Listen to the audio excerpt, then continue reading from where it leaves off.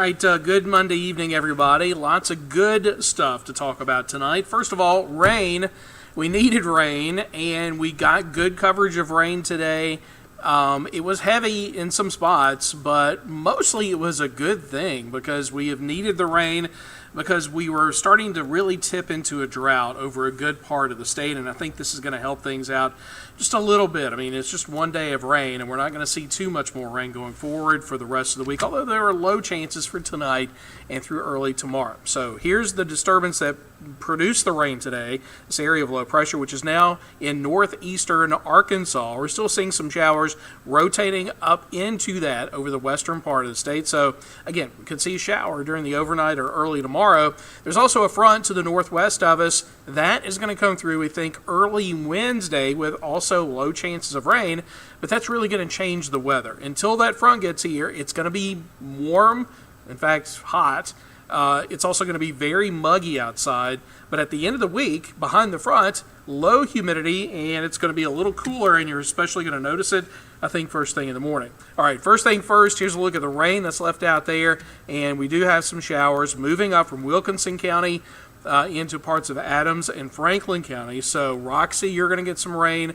This is probably going to make its way up towards Highway 61, the Natchez Trace, into Jefferson County around Fayette. You'll probably get some rain before midnight. Now, look at the coverage of the rain. It was mostly right here in Mississippi today. We're not going to complain about that.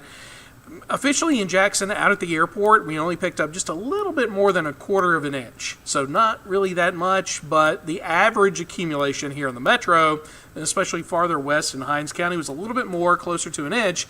And then speaking of more rain, this is a radar estimate of the amount of rain we've had over the past 24 hours. So this is not a measured total, but this is close to what happened on the ground here. And we're looking at parts of Pike County, west of I-55, near Magnolia and Osika, getting over 10 inches of rain. So there were flash flood warnings in effect for this part of the state early this morning when that rain just kept training over the same area.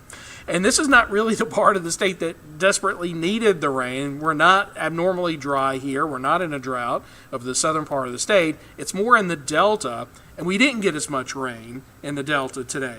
Probably less than 1/4 of an inch north of I-20. So is it going to help with the drought?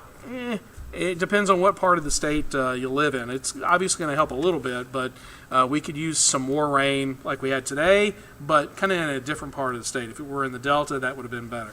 All right, right now we're at 75 degrees, but what's the most important thing here is that dew point number. And that dew point number is high because of all the rain that we had during the day today. So as the temperature comes down close to the dew point, you know what happens.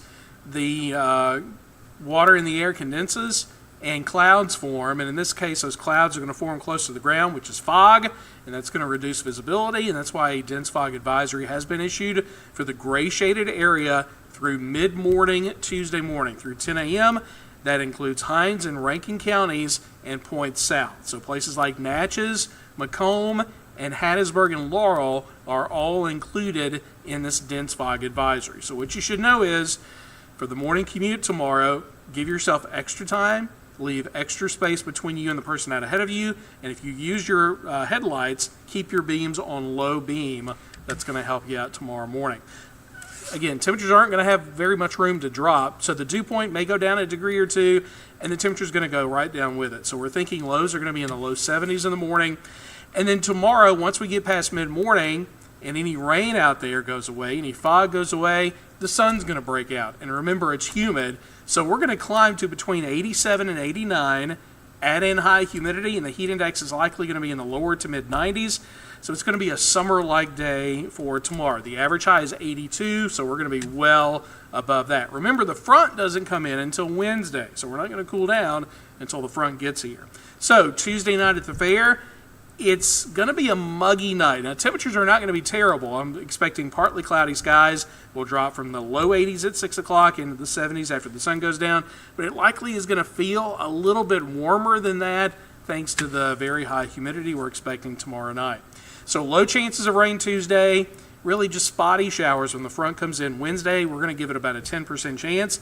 And then everything changes. Behind the front, we're going to see lower humidity. It's going to be slightly cooler. You're going to feel it in the morning with those lows dipping into the upper 50s to low 60s. So this is going to set us up for a perfect last weekend of the state fair. High school football, college games, all that's going to be good this weekend.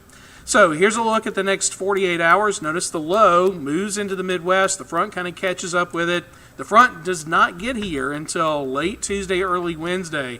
After the front moves through, notice our winds turn to the north and the air just really dries out over Mississippi. It's going to push all the rain and the clouds all the way down to the Gulf Coast. So we're going to see that full sunshine for Thursday, Friday, Saturday, Sunday.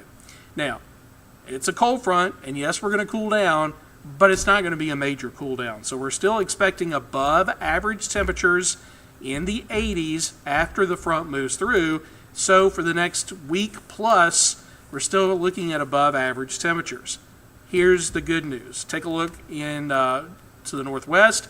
They're going to see the week of October the 14th to the 20th below average temperatures there, and I think that chunk of colder air going to be coming in from western Canada across the northwest eventually is going to make its way down south. Now, I think it arrives here right around the weekend of the 18th and 19th, and I think our coldest weather is going to come shortly after that, probably about 2 weeks from tomorrow. We're looking at, let's say, Tuesday morning, October the 21st, is when we could have our coldest air.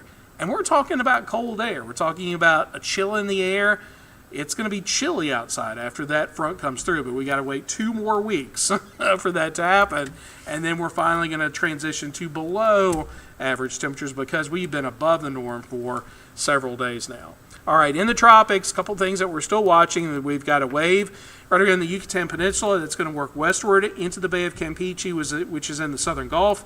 Low chance that that's going to develop. Not worried about that, but there's another wave in the mid-Atlantic that really already looks like a depression. I think by tomorrow it probably will be, and it could very soon get a name. The next name on the list is Jerry. It generally is going to move off to the west and northwest.